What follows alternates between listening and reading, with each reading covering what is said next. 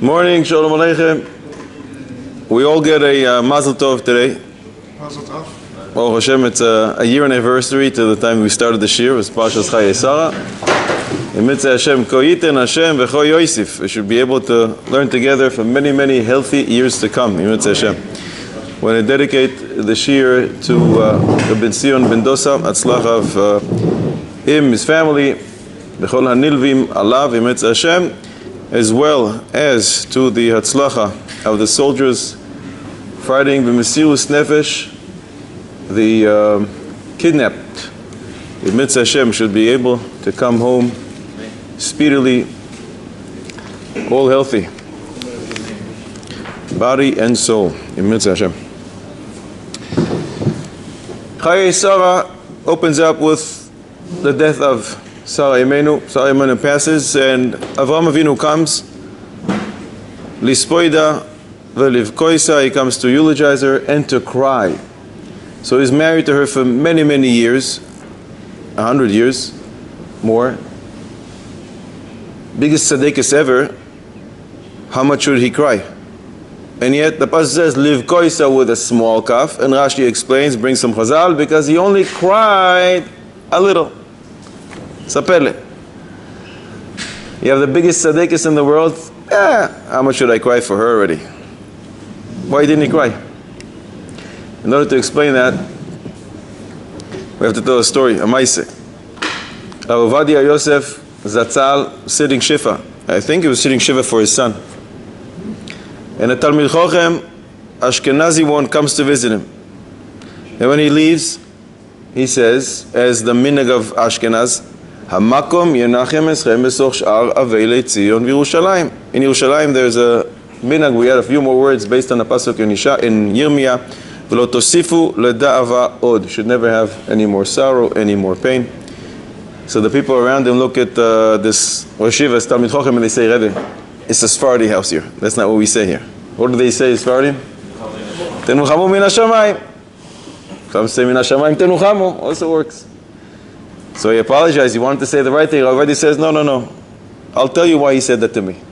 So our Avadi now is giving us a new pshat on the Ashkenazi minhag of hamakom yenachem esrem. Normally we understand hamakom refers to HaKadosh Baruch Hu. It's one of his names. Mekoyma shel olam. HaKadosh Baruch Hu, Yenachem Esrem, he will give you nechama. It's strange though, we don't find the name Hamakom anywhere else. We don't use it in blessings. We don't use it in tefillah. This is the only place where we use Hamakom.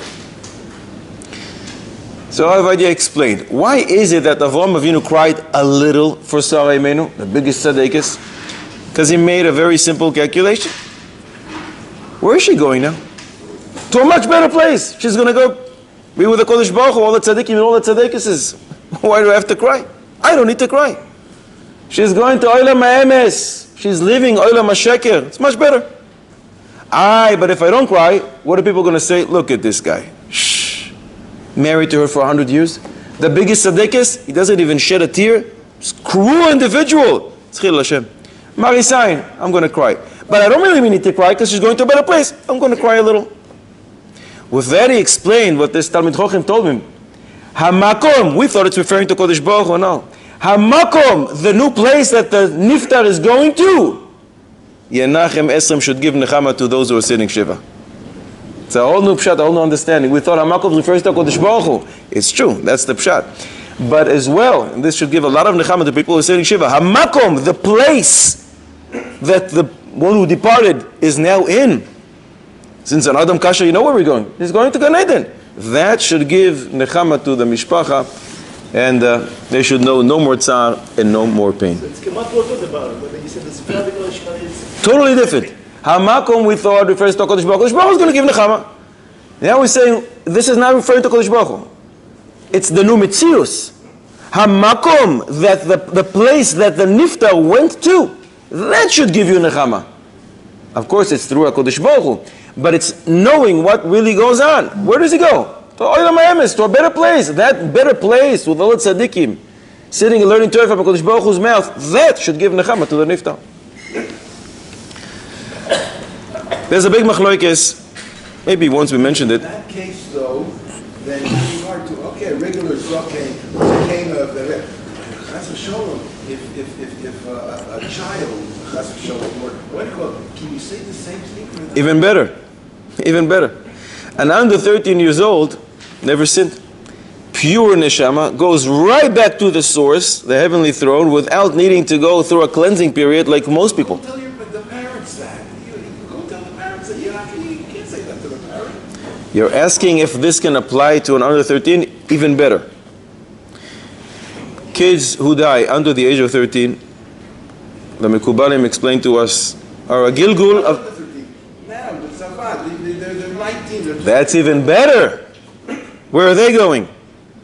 Zohar Meforesh Bereshis Daf Lamed Ches Amud Aleph. There are 7 chambers up there. People who die because they're Jewish, just because they're Jewish, in the hands of Goyim, are called Kedoshim. They go to a place where no one else can go, in the highest chamber, on their own. They're called Harugei Malchus. And Birya Yechoila La'amod B'mchitzasan. Reb Chaim Kanievsky told me you can say Kadosh on a person like that, even though he was secular, did everything wrong according to halacha. He died on Kiddush Hashem just because he's Jewish. He gets the title Kadosh. What a big source, the biggest source in the world. We want to live on Kiddush Hashem, but we have to go. If we die on Kiddush Hashem, it's the biggest thing in the world, the biggest source ever. Rabbi Akiva said at the last minutes of his life, I was waiting my whole life for this. When will this come to my hands and I'll be able to fulfill it?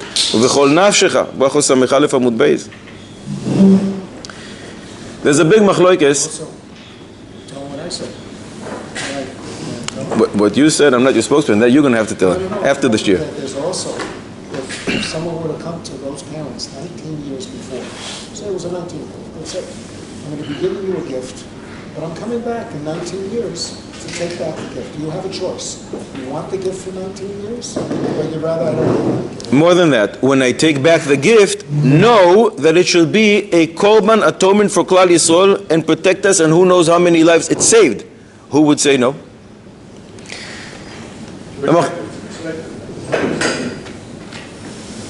This is easier said than done. Very easy to say these words. But once we talked about it again, maybe these ideas will penetrate, because this is what we know from Chazal. This is how it works in the Olam Osayil. There is a machloikes, the poskim, what's better? Zrizin magdimin lemitzvahs, should do mitzvahs quickly as soon as you can, or you should beautify the mitzvahs. What's better? You have a chance to do it a little later, in a most glamorous, beautiful way, or the first chance you have to do a mitzvah, you can do it. Says the Chassam Sofer in his Akdama to Chulin, this was the machloikes between Avraham Avinu and Sarah Imenu. What's better to do? Everything quickly, soon as you can, that's Avraham Avinu, because the psukim keep saying, El habakar, ratz, Avraham, he's running. Vayemaher la'asos oiso. Vayemaher Avraham ha'ohela el Sarah ishtoy. And he says to her, fast, no, start cooking, start baking. Mahari lushi ugois. He didn't stop. Everything has to be done fastest. Sarah Imenu, whoa, slow down, take your time. And that's why Chazal say, she sieved the flour with 13 sieves. One better than the other, one tighter than the other, 13 times. Whoa, slow down. Instead of zrizin, let's do hidu mitzvah. Beautification of the mitzvah is more important than zrizin. So even though solet is better than kemach solet, but we have to go slow and make sure everything is right. Make machloikes, 2 poskim, Avraham Avinu and Sarah Imenu, the 2 Nevi'im. Great. Because she did what she did, and she took her time, what happened ultimately? Were they able to use this bread? Rashi brings Nitmea Isa, she became a Nida, and this beautification ultimately didn't work out because nobody can use it. And on her Chazal darshan a pasuk, Velechem atzlus lo tochel, you won't be able to eat it. If you're atzlan, again we're talking about Sirens, so amen. But if you slow down and you're not studious like Avrom, Zrizin, ultimately you may not be able to benefit from the Hidur mitzvah. With that, the Chassam Sofer explains what the Medrash Rabbah says. Rabbi Akiva was teaching a shiur one day. A lot of Talmidim, and slowly he sees that some of them are starting to doze off. But that's what Rabbi Akiva saw. And therefore, he saw that the tzibur is starting to fall asleep, and he wanted to wake them up. So what did he say? Out of nowhere, he suddenly speaks about Esther Amalka, and he says, how come Esther Amalka ruled over 127 countries? Why? What's the connection? But Esther, the great-great-granddaughter of Sarah Imeinu, who ruled over 127 of her years, Esther, her descendant, will rule over 127 countries. What? What's the connection? And Bichlal, why do you say it's the schus of Esther, of Sarah Imeinu? Why not the schus of Avraham Avinu, who also ruled over 127 of his years? Why do I say 127? How old was Avraham Avinu when he passed away? 175. When did he recognize his creator? According to the Rambam, according to Medrash Rabbah, at the age of 48. Nedorim Lamed Beis, it says 3 years. In the Medrash it says 40, and according to the Medrash Rabbah, 48. 175 minus 48? 127. So he also, just like Solomon, ruled over 127 years. So why do you say Esther got 127 countries for the merit of Sarah Imeinu for 127 years that she ruled over? He also, let's ignore the first 48 years, and he rules over, and he's connected to Torah mitzvahs like Sarah Imeinu for 127 years. So what do you want from Sarah? It sounds like it's a shevach. Sarah Imeinu ruled over 127 years. Esther gets to rule over 127 countries, and Avraham Avinu didn't. He does the same thing, 127 years. But ruling over 127 countries is not such a praise. Why? Because Chazal Darshan in Megillah Yud Aleph Amud Aleph, a pasuk from Koheles, Ba'atzaltaim Yimach HaMekare. If you have a little leak from the ceiling, if you don't take care of it, it's going to become wider and wider, and before it was just 5 drops, now it's a whole big stream of water. If you're too lazy, says Shlomo HaMelech, Ba'atzaltaim, the ceiling may fall down. Yimach HaMekare. What is this referring to? Chazal Darshan in Maseches Megillah, this refers to the 127 countries that Esther ruled over. Why did they have to be all over the place? Chazal say, Kinus la tzadikim yafehu lahem. The gathering of tzadikim is better. How come they're spread all over the place? Why is it? It's because they were atzlanim. And what happens when you're lazy? Like the ceiling will open up and the stream will come down, you separate. And even though, technically speaking, it's much better for the world, much better for the tzaddikim, and it should be that all the tzaddikim are in one place, but they weren't zrizim to the mitzvahs, and therefore they scattered away. Rabbi Akiva wanted to awaken the Talmidim. And he said, you know, if you're not going to learn well, if you're not going to be up when I'm giving you a shir, you know what's going to happen? Chalila, like the time of Esther, who ruled over 127 countries, unfortunately, instead of ruling over one where all the tzaddikim are, because they were lazy, they spread. If you're not going to wake up now when I'm giving you a shir, you may also spread all over. That's why Chazal said that the schus of Esther is dependent on Sarah. It's not a praise. Just like Esther was in her time, people were lazy and therefore they spread all over, so too, where she got it from? From her great-grandmother, Sarah was also displayed as if, again, we're talking about Esther Amalka, Sarah Imeinu, Avraham Avinu, but this is some Sefer and is Akdama to Chulin. And Esther and Sarah Imeinu as if displayed, compared to Avraham Avinu, some kind of laziness, and that caused her to lose the ability to use the bread. The same, where does Esther Amalka get it from? It's in the genes, from her great-grandmother, Sarah Imeinu, not Avraham Avinu, because he exercised zrizin of mitzvahs, as opposed to Sarah, who exercised beautification of mitzvahs. But when it comes zrizin and beautification, zrizin adif, you should do the zrizin better. So that's sort of like what people say. Isn't it better if the Jews should be spread out, so they can't be all attacked in one place? That's why the Gemara in Psochim Peivav, the Gemara says, how come we're spread all over the 4 corners of the world? And the Gemara says a few answers. One of the answers, so we should find people to bring back. How is a person who's supposed to convert ultimately going to find Yiddishkeit if we're somewhere, I don't know where, we're in India. If we're in India, in South Africa, I don't know where. How is he supposed to find Yiddishkeit? Well, the Jews all over the place, and now he finds the Jews, and they will be able to convert. So it's strong because people think, why are all you Jews going into one place? It could be dangerous. I have a different shot. Reb Chaim Volozhin in his yeshiva had an interesting schedule. Normally yeshivas start at whatever, 7, 7:30, 8 o'clock, and they go till 11, 12 o'clock. Chaim Volozhin wasn't like that. Chaim Volozhin, the yeshiva was always on, always in session. Always in session. At one point a donor came. I said, tell me a little about the schedule of the yeshiva. He said, we eat at 1 and we eat at 7. Yeah, when do you learn? He says, we eat at 1 and we eat at 7. He says, but what's the schedule of the yeshiva? When the Zdarim. He says, we're always learning.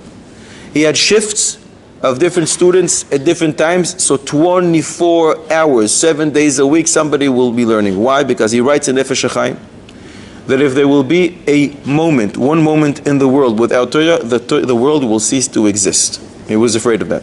So maybe that's why. Today we don't do 24 hours in most places.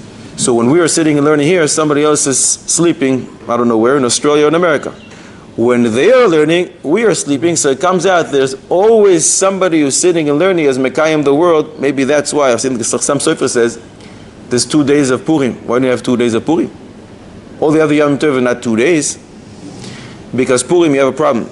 Since they told you Mechayev inish levesumi bepuraya adelo yada, you have to drink to the point that you can't distinguish between Ahu Haman and Baruch Mordechai. It's very hard to learn.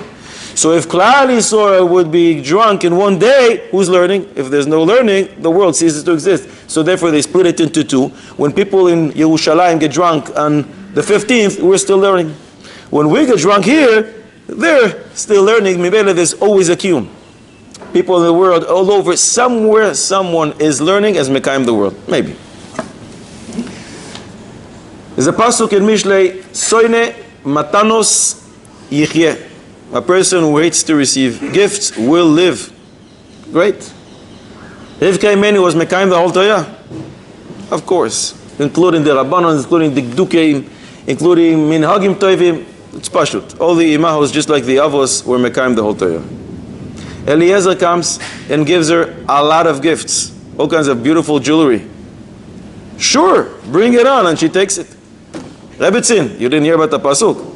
Soine Matanos Yichyeh. It's not the way of tzaddikim. When you give a gift to tzaddikim, normally you say, no, thank you very much, thank you very much. What's the problem with Soine Matanos Yichyeh? Why don't we want to receive gifts? What's wrong? What's the problem? It's either because when you start relying on your friend to supply you with things, you stop relying on HaKadosh Baruch Hu. No, I have my friend, I don't need you. Chas v'shalom. Or, not less severe, you start flattering the person and you start lying to him because you want to make sure you keep him in good terms because you want to continue getting gifts from this person. So even though he's a Rasha, you're going to say, oh, you're the greatest tzaddik and you're the greatest person, you're going to lie, you're going to flatter him all day long. You lose your bitachon in HaKadosh Baruch Hu and you become a liar. Not good, and therefore Shlomo Melech says, Soine Matanos Yichyeh. When I was young and I wanted a gift, my parents didn't want to give me. Hope they're not listening to this year. When your tooth used to fall out. So I would say, I really want it. So they said, don't you know? Soine Matanos Yichyeh. So I was young, so I said, don't you know? Soine Matanos Yichyeh. Mikla lav ani shomea hen. Oyev Matanos Yichyeh tov. I don't know, it didn't work. I don't know why. It didn't work for me. I was young. Didn't work? Didn't work. If one who hates gifts will live, one who loves gifts will live very well. Al Kol Panim, Rivka Imeni knows this pasuk from Koheles. So what's wrong? How come she's willing to take all the gifts that Eliezer bestows on her? The Isaac Sher, Oshiva Slobotka, says such a beautiful insight. What is it the problem that you receive gifts? When you take it for yourself. When somebody does you a gift, but when somebody does you a favor, a great favor, if you're not willing to receive the thank you, that person is always going with a guilt trip. Whatever he sees is they did such a big favor for me, and I never had the chance to say thank you, never had the chance to give them something in return. They always deny me, so the person is going with, I owe you. That's a terrible feeling to walk with. Rivka Imenu was receiving the gift, not because she wants the gift. The problem starts when you receive a gift, when you take it for yourself, because you want it. She was willing to take the gift. She was willing to take the gift in order to remove from Eliezer the feeling of, wow, she gave water to me, to all my camels, to all my slaves, and I never gave her anything in return. She said no, she refused to accept gifts from me. It's a terrible feeling to walk with. I always feel I'm indebted to this person. So Rivka Imenu was willing to take it in order to remove from him the feeling of, I owe her. Can't walk comfortably in the streets saying Rivka Imenu she has, she gave me such a big thing. I never said thank you appropriately because she denied it, she refused it. So in order to make Eliezer feel good, she was willing to take the gifts. So in other words, when Shlomo Melech says don't take gifts, he is talking under normal circumstances when you take gifts because you want the gift. Stay away. Rely on HaKadosh Baruch Hu. If he wants you to have it, you're going to have it. But when you do it in order to help someone else, no problem at all. And that's what Rivka Imenu did.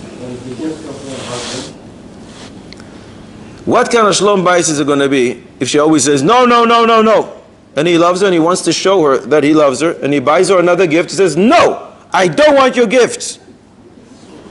Shalom Bayis is so great that HaKadosh Baruch Hu says, erase my name. So I don't want to say erase the pasuk in Kohelet, but if we were able to erase HaKadosh Baruch Hu's name, obviously it overrides this pasuk, because again, you're not taking it because I want it, because it's going to make my husband feel good, and that's exactly what Rivka Imenu did. So we should go out and buy flowers today for our items. Only today? And why stop with flowers? Chocolate. Vayetze Yitzchak lasuach basade. From here Chazal learned Brachos Daf Chavav. Yitzchak Avinu, what did he go do really in the field? Daven. En sicha ela tefila. And in Chaf Vav Amud Aleph in Brachos we learn Yitzchak instituted the tefila of Mincha. Chazal say in Brachos Daf Vav, le'oilam yehe adam zahir betfilas mincha. One should always be extremely careful with Mincha. L'chayra even more so than the other prayers, Shachis and Ma'ariv. But why is that? Mincha is another one of the three prayers we have a day. What's so special about Mincha that one has to be extra careful to make sure he davens appropriately? So the Tur already answers this in Siman Reish Lamed Beis, and the Tur writes, when you get up in the morning, it still didn't work. It's part of your daily schedule. You go to daven, and you ask Kodesh Baruch Hu, send me atzlacha. Great. When you finish your work day, you come home, you go to Ma'ariv, it doesn't bother your schedule. But in the middle of the day, when you're meeting a client, when you have somebody come into your store, say, oh, wait a second, there's a minyan now, I'll see you later. It's not so pashut, It's much more difficult to stop in the middle of the day to find the time for mincha, especially in the winter.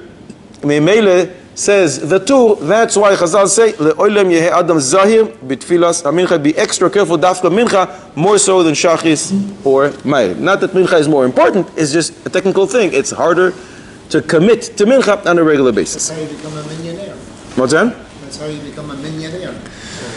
Not only a millionaire, a millionaire. Millionaire, not millionaire. That's the play on the words. But it's true. Aruch HaShulchan. Yoredea. Not Yoredea. Or HaChaim. Or HaChaim, Aruch HaShulchan, I believe, Reish Lamed Gimel Seif Yud Beis. Maybe Yud Gimel, but I think Yud Beis. Aruch HaShulchan brings an unbelievable thing. He brings some Machberes HaAruch. It's one of the Rishonim. Why is poverty found in the cities of Edom? Because they daven mincha ktana. Too early. According to the Shulchan Aruch, l'choira, the lechatchila is mincha ktana. That's the mincha we daven 5 minutes before Shkia, right? The Aruch, one of the Rishonim, says that's why people are poor in the cities of Edom. Because they don't want to stop in the middle of their workday. I'm going to stop for mincha? Oh wait, I finish my work and then I'll go down for mincha. Oh, money is more important to you. So Kodesh Baruch Hu takes away their money. Says the Aruch, the lechatchila is, and the right thing to do, show Kodesh Baruch Hu minyan, and davening is more important than your work. Stop in the middle of the day, mincha gdoila, as soon as you can, and then Kodesh Baruch Hu will make you rich. Pele, that's why I said millionaire. It's a Kiddush, but it's one of the Rishonim. Aruch HaShulchan brings it. Can't we learn from the Pastor about Yitzchak? He said Yitzchak davened mincha lifnei tzedek. That seems to be the Peshat, like closer to Shekia. The Gemara dashes the pasuk, "Yirau chayim shamesh velifnei yareach dor dorim," a pasuk from Tehillim. The lichoira, it sounds like, but the Shulchan Aruch says that the lechatchila is mincha ktana, towards the end of the day.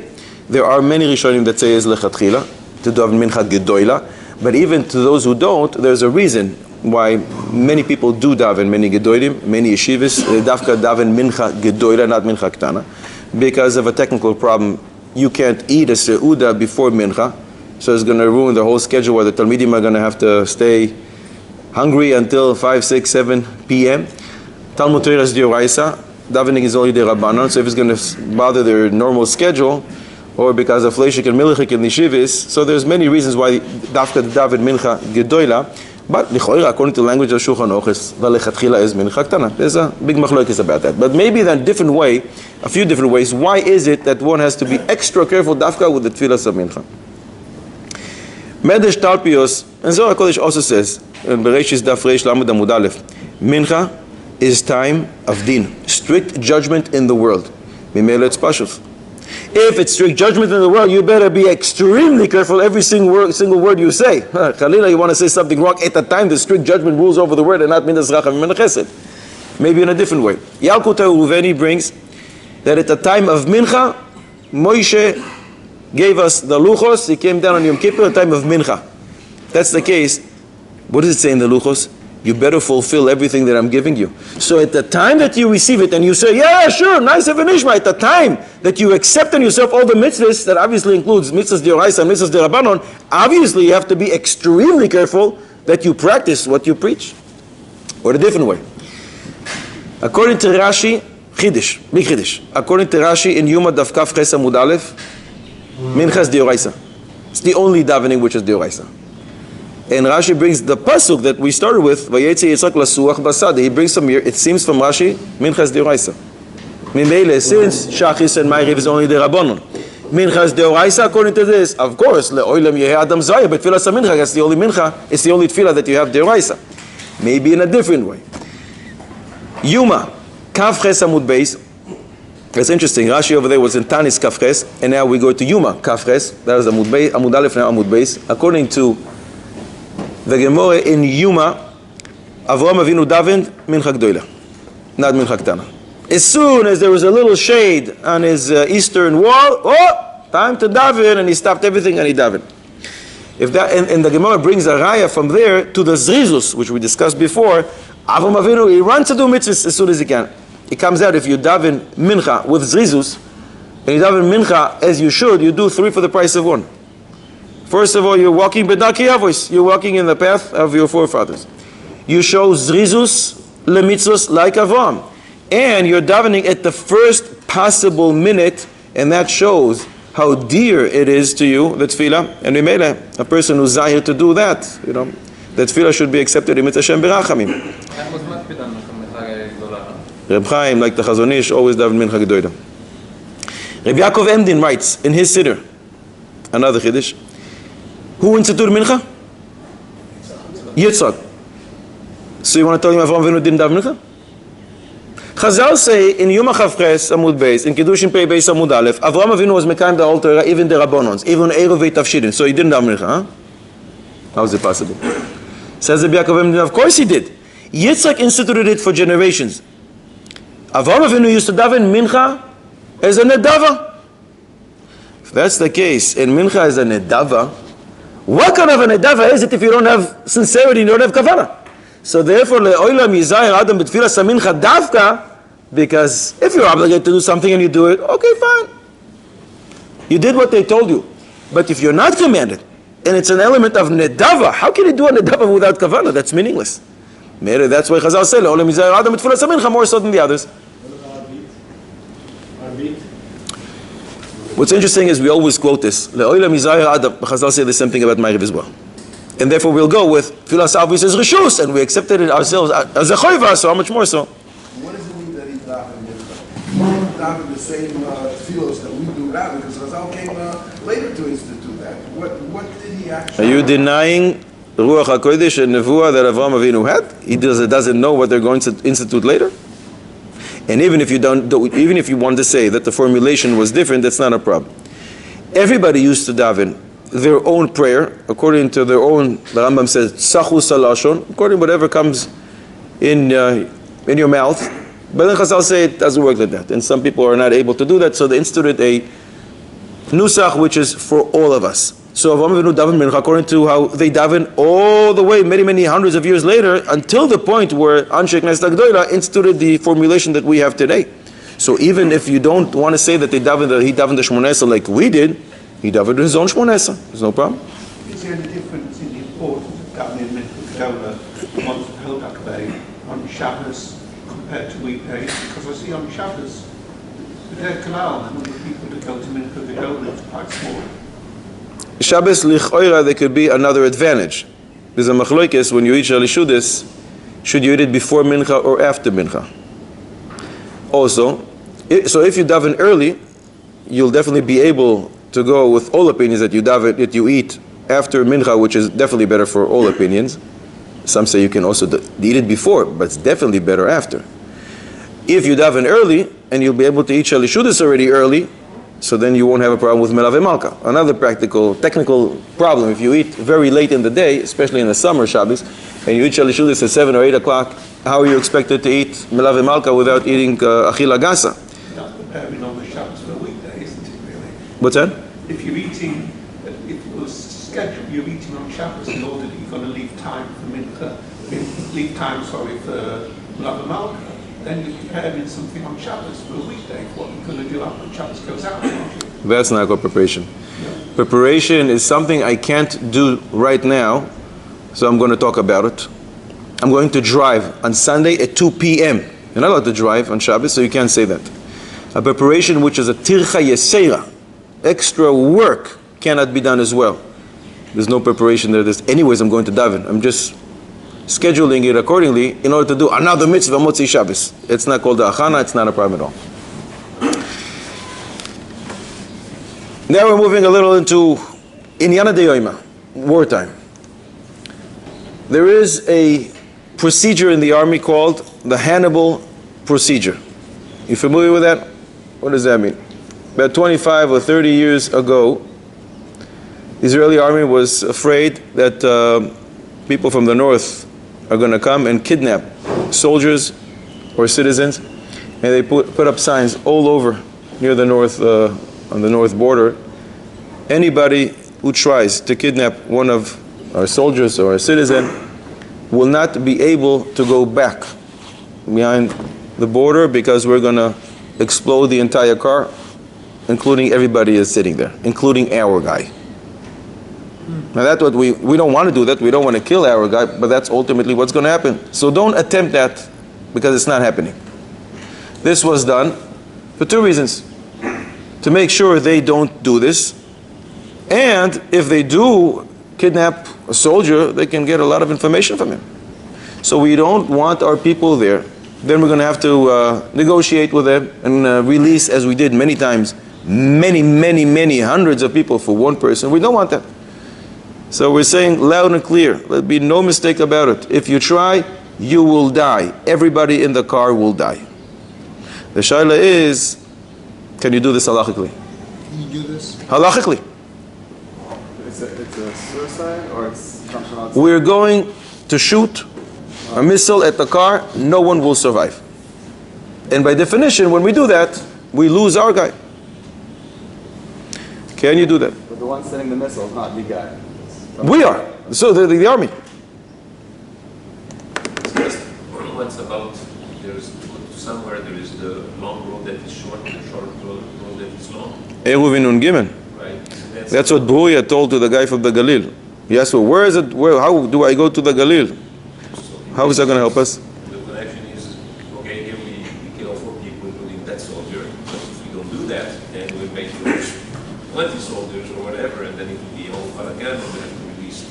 Bruya was saying that in order to try to teach him to minimize the length of his discussions with women. You want to learn from that the pikuach nefesh Ayla? It's a big chiddush. Big chiddush.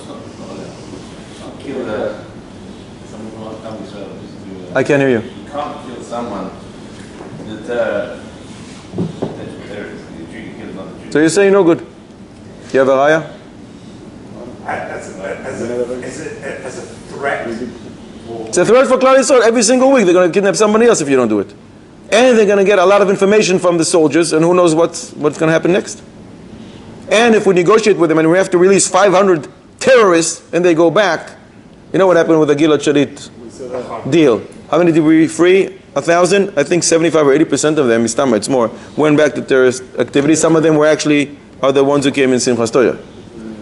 So it's a protection.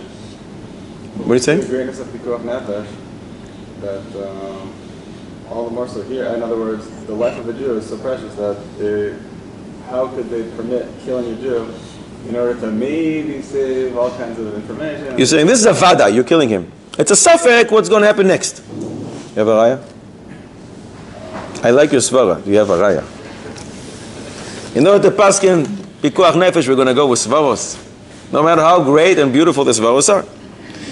Shulchan Aruch Yoredea Simen Kuf Nun Zayin, we learn. If the Goyim come and they put a Jewish city under siege.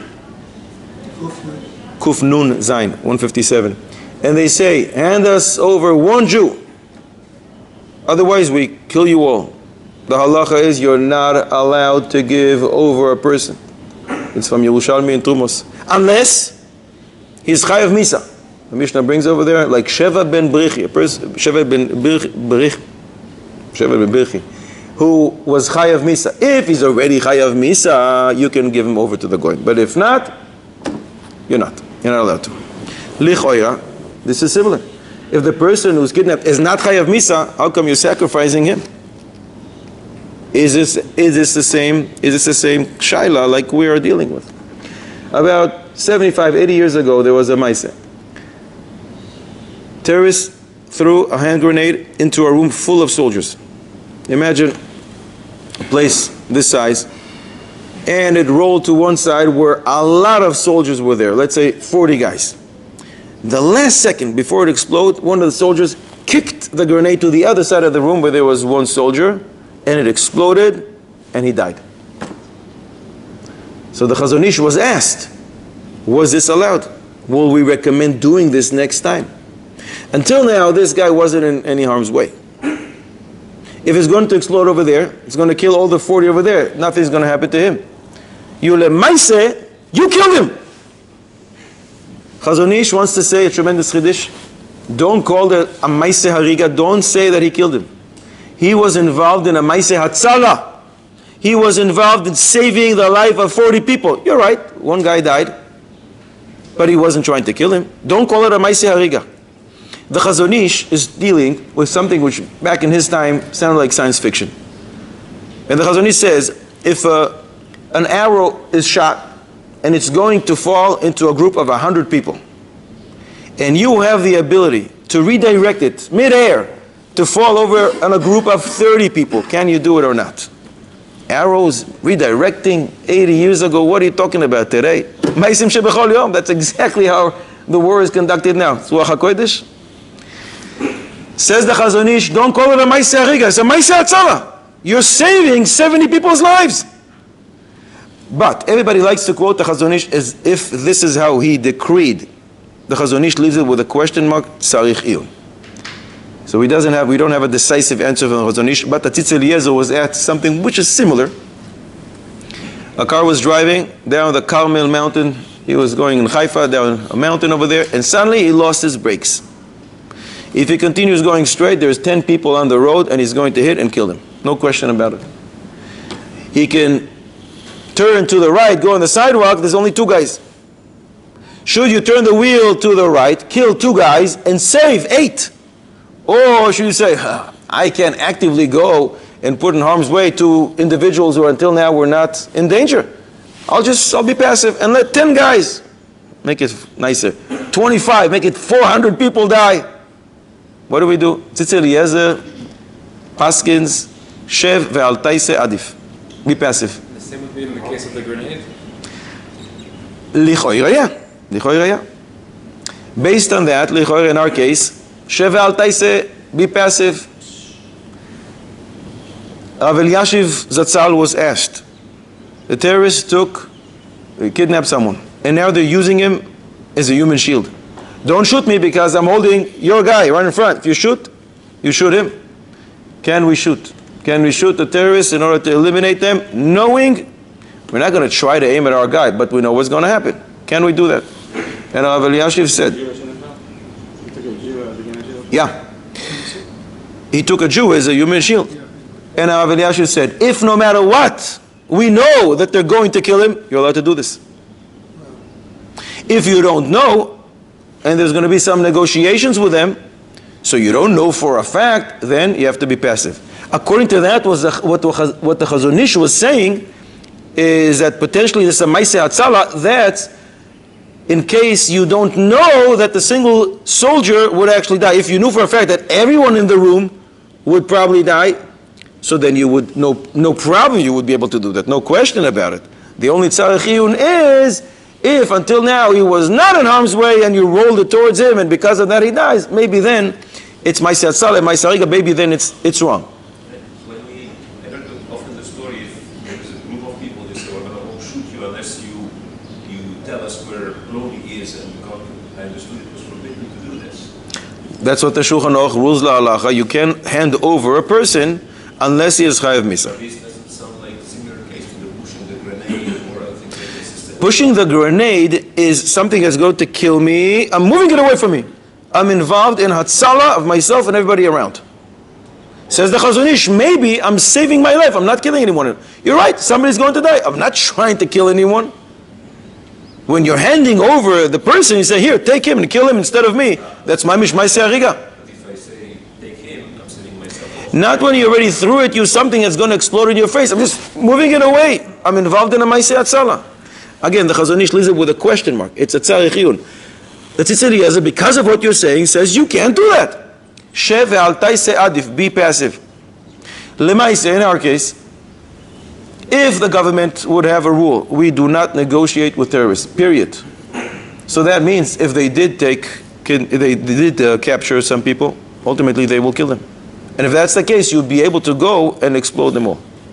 But since the metzius is that we do negotiate, and many times we break all kinds of deals with them, so lichora, it's not sure that they're going to die, and because of that, you cannot shoot and to kill everybody, including our guy, and then we'll apply shev ve'al taiseh adif. What happens if they say, if they want a particular person, say for example they say, we're going to continue to find rockets at you. If you hand over your Prime Minister, we really dislike you, we want to do with it. Shulchan Aruch mefurash against you. Can't. Yoredei Kuf Nun Zayin, they're specifying, give me one guy. If he's not chayav misa, can't do that.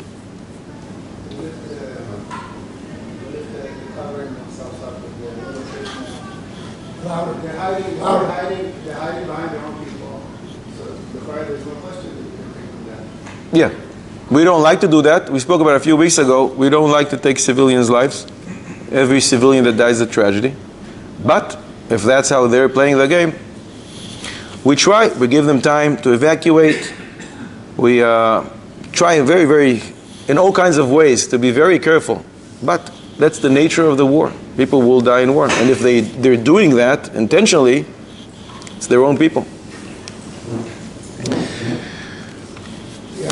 They had 50,000 people trying to go out those 3 hours, 4 hours. They realize what the people from Gaza were up against. They're trying to flee. They're not carrying anything. Most of them not even carrying an extra shirt with them. A few weeks ago, during the sirens, the first siren that went off, a nurse in the hospital hears a siren, and she jumps and she runs to the mamad. Now, she was trained about 1,000,000 times. If you hear a siren, you must stay with the patient. Some patients can be taken to the mamad, to the safe place, to the shelter. Some cannot. If you're with a person that you can take him, you take him along with you. If not, you have to stay with the patient. There's an old person, needs treatment, you can't leave. That's what she was trained to do, many, many, many times. But when push came to shove and she heard the siren, she just ran away. Comes the management now and asks, should we fire her? What do you say? What do you say? Yes. Would you like a staff member like that? If you're a patient, would you like that? I'm sorry? She signed the contract, right?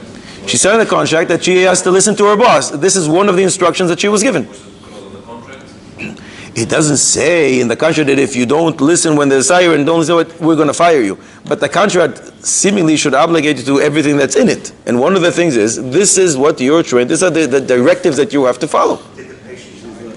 What? The patient died. Irrelevant. You need people to die in order to fire her or not. We want to know if her conduct is, if he didn't die today, do you know what's going to happen tomorrow? Do you want this type of a nurse if you're a patient? If you're a family member, would you like this type of nurse to attend to your family member? Can the nurse save her or something? Can the nurse? Would the nurse be able to save her if they got a directive? That doesn't make a difference. The nurse has an instruction. Part of your job description is to stay with the patient. He needs your assistance right now. You're in the middle of treatment. What are you leaving him? Think about a surgeon. You're in the middle of a surgery. You must complete it. The guy is open. And you're going to leave? Question is you feel that your life is threatened? For you it's pikuach nefesh? So you're saying she felt it's a pikuach nefesh. She has to run. Your life comes first. Right. And what if you're a bodyguard of the prime minister? And they come and sorry, you're on your own and you run away.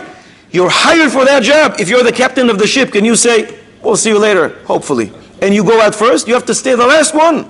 This is your job description. Part of her job description is to stay when the siren goes off. We told you ahead of time. If you didn't like it, you didn't have to work here. So pikuach nefesh is not going to necessarily be a good source for us. If the patient is in a position of sakana, maybe it's different than if they're not. Who is the nurse? For the nurse. But if that's your job description, a siren means there is danger. And you are supposed to stay with the patient. You don't like it, go be a secretary. Abba Yisai, we want to fire her or not? No. No. Why not? Because you like her. She's a good nurse. But she's leaving in the middle of treatment. Of course she panicked. Do you want to keep her on your staff? Other nurses didn't panic. They stayed. Moshe Rabbeinu, Perek Dalet Pasuk Gimel and Shemois. HaKadosh Baruch Hu speaks to Moshe and says, throw the staff down, and he does. Suddenly it turns into a snake. Moshe Rabbeinu, Vayanos, Moshe, Mipad of Moshe, runs away. Excuse me? Where are you running to? Says the Netziv Ha'amek Davar, listen to a language of the Netziv. Zeu pele me Adoneinu Moshe. It's a wonderment. Our master Moshe, what happened to you? You're talking to the Ribbono Shel Olam. Is there more protected place than here? And what do you think? Over there he can't send you a snake or 3 snakes? And by the way, do you think he's not there as well? Melo kol haaretz kevoida, Kodesh Baruch Hu is all over. What are you doing? Says the Netziv. Zeu pele me Adoneinu Moshe. This is a wonderment about our master Moshe. Le'an hunas. Where did he run to? Ume'eze ma'amad hunas. And from where? From what event is he running from? You're talking to the Ribbono Shel Olam. Says the Netziv, don't wonder. Moshe is a human being. Yes, he's a ish Elokim. No one like him, but ultimately, he's a human being. And when human beings freak out, they're not in control. She panicked. He saw a snake! Ah! Didn't expect it. He runs away. Another raya. Shabbos Mem Tes Amud Aleph, the Gemara speaks about Elisha Ba'al Knafayim. The Romans decreed you're not allowed to put on tefillin. Whoever does, they will puncture his brain. Who kill him? There was a man by the name of Elisha. Romans, I don't care. He goes to the middle of Times Square. He puts his tefillin on. Says, I don't care about the Romans. And he starts davening. Suddenly he sees a Roman soldier, so he runs. He starts running. And the soldier is running after him. At one point the soldier is faster than him and he gets close to him, so he sees him really, really close. He took the tefillin off and he put him under his jacket, he hides him. And the soldier gets a hold of him and says, what do you have there? What do you have there? It's a tefillin, right? No, tefillin. What are you talking about? Show it to me. He takes it out. Wings of a dove. And therefore he got a title, Elisha Ba'al Knafayim. He got a miracle, unbelievable miracle. Asks Rav Eliashiv, Elisha, what happened to you? Didn't you say 5 minutes ago, Romans, I don't care. You go in the middle of Times Square. Go in your basement, put on tefillin. You don't care. You're not afraid of the Romans, right? So how come you started running? Why'd you ultimately take the tefillin off? You are afraid. Says Rav Elyashiv, what do you want? You saw a Roman soldier. You see a Roman soldier, armed, and he starts running after you. You run. Not because you're afraid or you're not afraid. You lose control. When a person freaks out, he's not here with us. So what do you want from this nurse? She freaked out. She heard the siren. Now, if this is going to happen every single time the siren, we're not going to keep her. That's clear. But if she promises us, listen, it's the first time I never heard a siren. It's 20 years since I heard a siren. It's not going to happen again. I think we can keep her in our staff. It's not going to happen again. And you see, if Moshe Rabbeinu can be afraid while talking to Rabbeinu Shalom, we can keep this nurse as well. Soldiers, people learning Parasha, it said, we used to point Shotrim, and if the soldier ran away from the war, wouldn't the Shotrim perhaps be even able to kill him, stop him running away or something? Yes. So how can you say, okay, it's panic? She's a nurse. They are soldiers right now in battle. Big, big difference. When the enemy sees that some of your guys are running back, it's over. The language of the Gemara is Tchilas Nisa Nefila. When people start fleeing, that's it, it's over. The war is over. A big part of the war is psychological warfare. And we have to make sure that they see that we are strong, we are bold, we are courageous, we don't care, we're not afraid.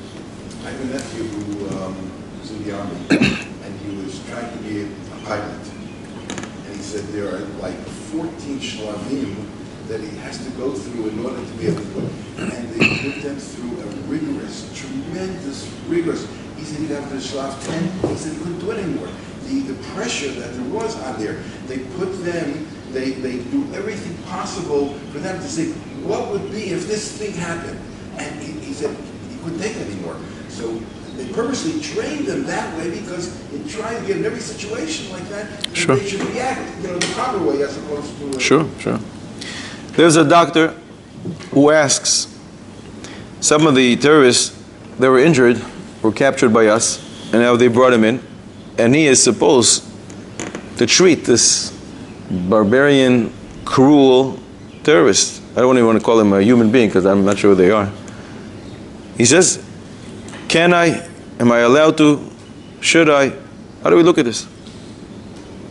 The doctor's asking. 3 doctors asked me a week and a half ago, the last one I think, last Motzei Shabbos. Shara Lemaisa. Can I take care of a person like this? Sure. You should have a bisturi in an electric saw. You said what? Instead of a bisturi, give him an electric saw. This year is recorded. Rav Elyashiv, I think, was asked that same question. Who was? I think Rav Elyashiv was Yeah. asked that same question. He said, yeah, kill him. He said, then that's it. That answers it. I think it was Reb Chaim. But we need a halachic answer. Sounds like he was joking there in that year. The question is, can you treat the terrorist? Can you treat? There's a pasuk in Parshas Kiseitze when we go to war. Kiseitze la milchama lo ivecha. Unisano Hashem Elokecha beyadecha v'shavita shivyo. And the Kiddush Baruch Hu gives him over into your hands, hands him over, and you capture. And then the whole Parasha of Eshet Yefat Toah. Says the Meshech Chochmah, seemingly 4 superfluous words in this pasuk. Let's say this again without these words. If you go to war, v'shavita shivyo, and you capture some other people, and then the Parasha of Eshet Yefat Toah. What did you gain by saying Unisano Hashem Elokecha beyadecha, and Hashem hands him over into your hands? Obviously, if you capture some of the enemies, so you were victorious. So what did you gain by saying that Hashem gave them into your hand? Unisano Hashem Elokecha beyadecha. Superfluous. Says the Meshech Chochmah, it's not superfluous. This is a condition. Many times in war is not, okay, let's go to war, 5 minutes, let's see who wins. War can take a long time. We're already more than a month in this war. So sometimes you have small wins in the small little battles, but ultimately who wins the war? Let's wait and see. So if you are able to capture the Eshes Yefat Toah, but the war is not over, and HaKadosh Baruch Hu didn't give them into your hands, He didn't deliver the complete and ultimate win, you're still not allowed to do this. That's why the Pasuk says, before, if you capture, Before that, it says, "Unesanu Hashem Elokecha beyadecha." Only if HaKadosh Baruch Hu delivers them into your hand and you have a decisive victory, then the condition was met. Now Eshes Yefat Torah kicks in. Which means, if in the middle of the war, you capture, you don't have a heter for Eshes Yefat Torah. Why? He explains the Meshech Chochmah. Because if you capture, and it's still in the middle of the war, maybe they will capture Chas v'Shalom somebody of yours, and you know what they're going to do to him. And therefore, in our case, it's the same thing. We captured. Do you forget that they also have 250 people, close to 240, in their hands? Do you know what they're going to do when they're going to find out that you're not treating their people? And not only that, this can cause danger to Jews all over the world. This is called Eva, animosity. Big time. And therefore, no matter how hard it is, painful it is, the doctor must treat him. This is the Geneva Convention. It's the right thing to do, but in our case, it's the right thing to do because potentially you're endangering, immediate danger, to our hostages and to Jews all over the world. And therefore the doctor must treat him. But what if nobody knows? What if what? Nobody knows. Nobody knows how many terrorists are captured, how many are alive. Says the Meshech Chochmah, as long as the war is not over, you don't have a heterim. The heterim kicks in when it's over, completely over, finished, you have their people, now we can talk. As long as not, it's endangering the people that they do have now in their hands, or Chali that they will capture tomorrow. So we're able to bomb the hospital. That also has to do with the first shaila of the Hannibal procedure, if some of the hostages are down there. Since a lot of information is missing, we're going to let the officials, the authority, handle that one because we need to get a little more information before we can answer that one. Abai say, you know, the army is using a lot of dogs. The dogs go in first. Either they explode and save our soldiers. They sniff to find bombs. They try to bite and attack the terrorists. We use them a lot. So there are two dogs. One saved 3 Jewish soldiers, and one saved 2. One survived, and one died. Is there akara satoiv to the dogs? We have 3 questions here, really. First of all, is there akara satoiv to the dog that survived? Is there akara satoiv to the dog that died? And do you need to bury it, say Kaddish, put a matzeva? And they did such a good service, especially the one that died. Should we change the name of this shul or open up a new shul? Leilu Nishmas, Max, or Rover, or Bella, or whatever the common nickname. In Hebrew it's Muki or Shuki or Kuki. I don't know what they use today for the dogs. Rabbi Sai, what do you say? Let's start with the dog that survived. Is there akara satoiv? The animals. There is. But don't we have it by Pesach night? What about Pesach night? The dogs. The dogs didn't bark, and therefore what do they get in return? What do they get? Basar basade treifa lo tochelu lakelev tashlichun oisoi. Throw it to the dogs. Why? Says Rashi over there, lelamedcha, to teach you that HaKadosh Baruch Hu is not mekapeach schar kol birya. HaKadosh Baruch Hu rewards every creature in this world, including dogs. There is a akara satov to a dog. Gevaldik. And the frogs as well. On the one? Frogs. The frogs. Hanania, Azariah, Michelle, they learn from the frogs. Do we give them appreciation? Do we show them appreciation other than the fact that they're now a role model of Mesirus Nefesh? Where do you see that they actually did something for them? No, we do appreciate what they did. Of course you appreciate. We learn from that, but we actually did something for them. Here we give them food. There's a Yerushalmi, Maseches Trumos, Perek Ches, Aloha Gimel. Fascinating. A big Talmid Chochem came to town, and he was hosted by someone. He opened up a big table. Everybody in town came.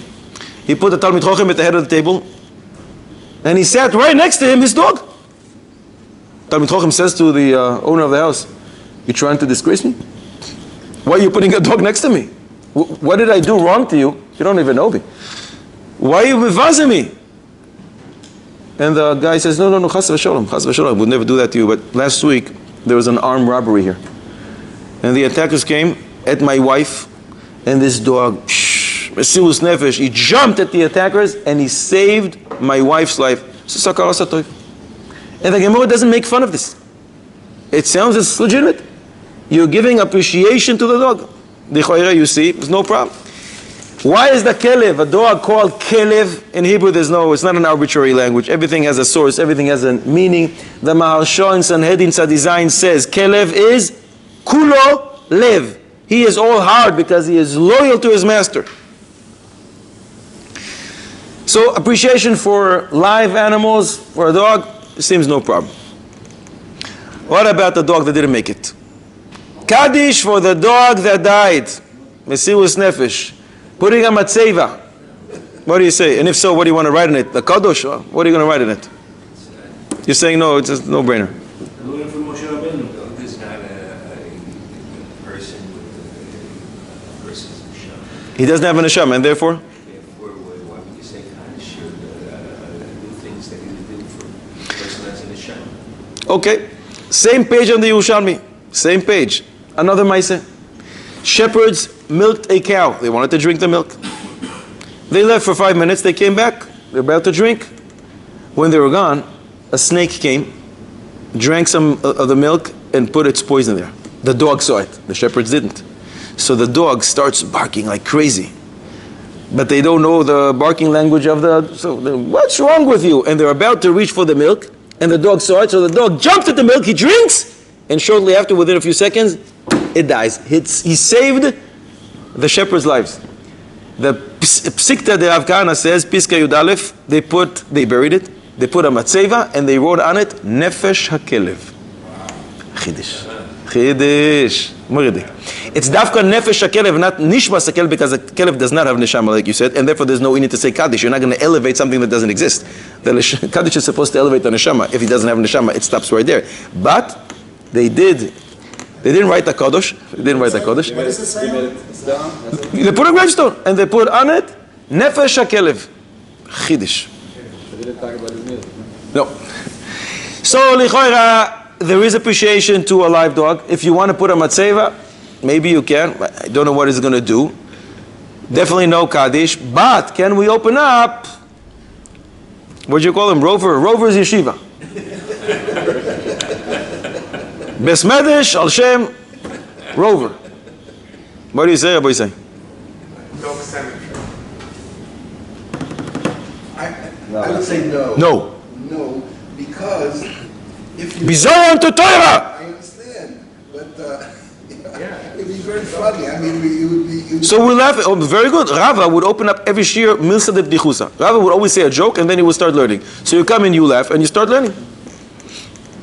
Someone is a millionaire and says, I want to dedicate this to my father, and the father was a big Russian. Can we name the yeshiva with that name? Is the father walking on all fours? Not when that father died. No, the question is, I'm trying to understand Rabbi say,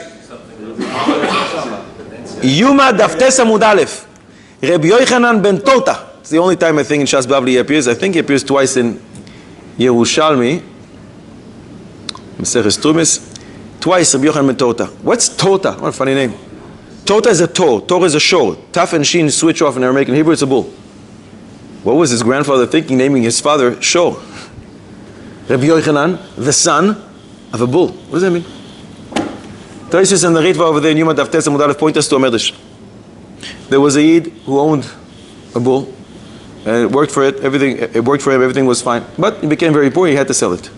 Sunday, Monday, Tuesday, Wednesday, he sold it to a goy, and everything's fine. Shabbos, the animal sits down, doesn't want to work. The goy runs back to the Yid, says, "What did you sell me? It's a piece of garbage. It doesn't work. I want my money back." The Yid says, "Well, wait a second. Wait." He goes to the bull's ear and he whispers, "Listen, until now you were owned by me, by a Jew. We don't work on Shabbos, none. Our animals as well. But now you're owned by a goy. You can get up and start working." The animal gets up, starts working. The goy was so impressed. An animal knows it is Ribbon Shiloilam. 7 days, 6 days created the world, 7 he rested. And I don't. He converted. He called himself Yochanan. And he says, "Why did I convert? I was inspired by the shore. So I am the son of the shore. I have a new life now. I'm a new entity." So therefore he called himself Yochanan ben Tota. You see, you can name a person for a show. Why can't we name the best Medrash? Maybe there's a simple solution. You could call the new yeshiva Torah Keller. But there's many klavim around. He wants to make sure it's Rover. Everybody knows it's Rover. But maybe there's a difference between a cow, a bull, a kosher animal, and a non-kosher one. Why? Chazon Ish, when he used to say, there was a dog in his house once. He wanted to say, get it out. He wouldn't say, get the kelev out. You don't say something which is tummy. He said, get the kaf, lamed, beis out of my house. They asked him, Rebbe, you can't say the word dog, what's the problem? He pointed to Tosefta. Tosefta in Bechoires Perek Aleph Halacha Beis, it says, the most tamidic an animal there is the dog. I don't know what it means the most tamid, because once you're tamid, you're tamid. What's the difference between a horse or a dog? They're both tamid. Says the Tosefta, the most tamidic an animal is the dog. Why? Because the Kodesh Baruch Hu says, I want it out of my house. Parshas Kiseitze. Don't bring the dog or its substitutes as a korban to Hashem. You can sell your horse and buy a korban with that money. You can't do that with a dog. Why? Kodesh Baruch Hu says, I want it out of here. It's the most disgusting. The Medrash Rabbah says in Shmoy Saba, there are three chatzufim. The most chatzuf of the chayos is the kelev. He's chatzuf. However, we do find that the chamor is also pretty tameh, gets rewarded. In Bechoiros, Daf Hey Amud Beis, we learn that there's a mitzvah called Pidyon Peter Chamor. Why dafka the donkey? Because the donkeys assisted Klal Yisrael. Each one of them had 90 Libyan donkeys, the best donkeys at the time, carrying their silver and gold. So Kodesh Baruch Hu rewards every single animal. You helped my people, I'll give you a mitzvah, and you get even Kiddusha, a Kiddusha of Pidyon Peter Chamor. So lichoira, it's a bizayon to call the shul for the dog's name. But if this is going to increase more Torah learning in the world, let it be. With time, hopefully, we'll teach them that can be. Maybe we should change the name for those soldiers that died on Kiddush Hashem. That'll be mistama a little better.